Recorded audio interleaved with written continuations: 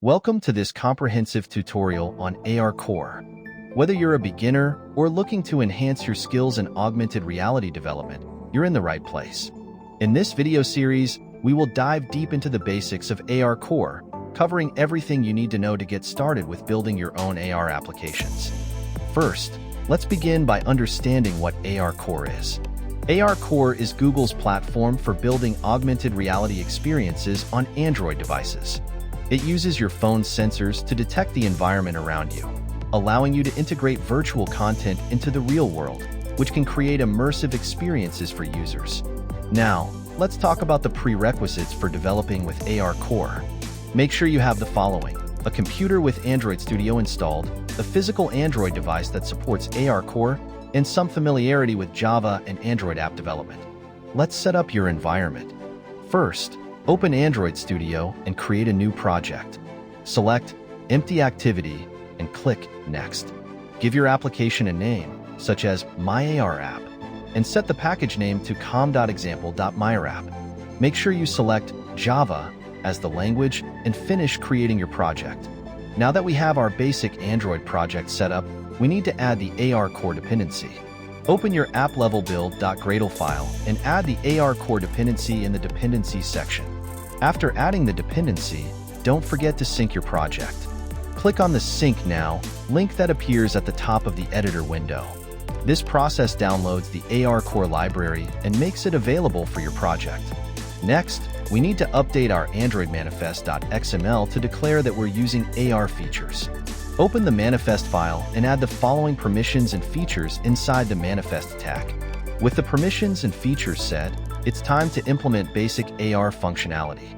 We will start by creating an AR scene where we can visualize a simple 3D model.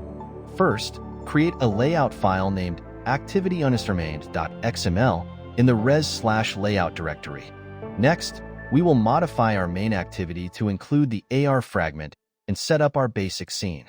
We will initiate an AR session in the onCreate method. Let's get started. Now, we need to add a 3D object to our scene.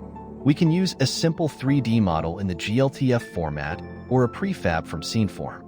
For this tutorial, we will use a built-in 3D object called Andy.sfb. You need to create a new Assets folder and place the Andy.sfb file there. We will now refine our AR experience by allowing users to tap on the screen to place the 3D model. We will do this by setting up a tap listener in our main activity. Here's how you can implement that. In the placeObject method, we build a model renderable from the 3D model.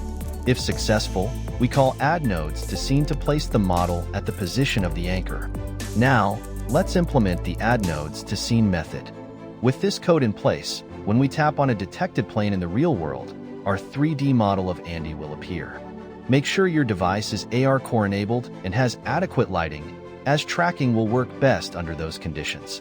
Before we end this section, let's ensure that our application works smoothly by adding some error handling in case the AR session fails. We can add a session configuration to our AR fragment. Finally, let's wrap up this part of the tutorial. You should now have a working AR application that lets you tap on the screen and place a 3D object in the augmented reality space. Don't forget to test your app on a physical device, as the emulator does not support AR functionality. In this tutorial, we have covered what ARCore is, how to set up an Android project with ARCore, the essential permissions and features, and how to create a basic AR experience where you can place a 3D model in the environment. In our next tutorials, we will dive deeper into AR features and best practices. Thank you for watching. If you found this tutorial helpful, please like, subscribe, and click the notification bell so you won't miss any of our future ARCore tutorials. Happy coding!